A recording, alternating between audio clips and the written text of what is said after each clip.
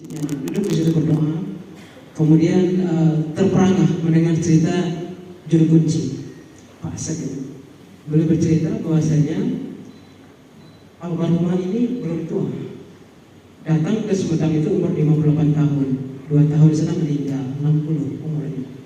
Kemudian beliau tidak sakit, hanya matanya saja yang buta, fisiknya masih kuat.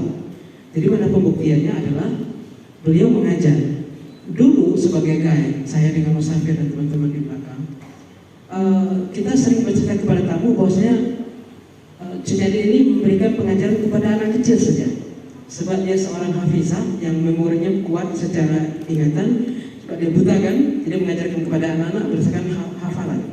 Ternyata bukan. Data yang saya dapatkan di sana adalah sangat mencengangkan. Ternyata beliau berkomunikasi dengan masyarakat di sana dengan bahasa Arab. Siapa yang bisa mendekati beliau? Tentulah dari kalangan ulama. Makanya Kiai Sanusi sebagai bapak angkatnya itu sangat mudah berkomunikasi sama umat bahasa Arab. Jadi beliau dalam memberikan kajian-kajian tidak berbahasa Sunda, tidak berbahasa Melayu, jadi menggunakan bahasa Arab. Alangkah elegannya, coba bayangkan seorang wanita Aceh dibuang ke sana, diberi gelar ratu supaya tertutup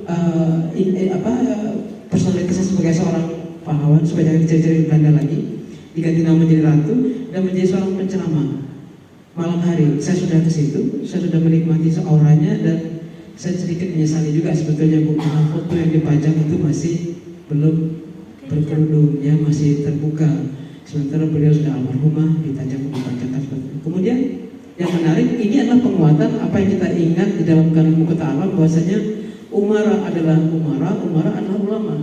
Jadi dimanapun dia sebagai seorang leader tadinya pemegang leadership dalam peperangan, dia dibuang pun formatnya berganti kepada ulama.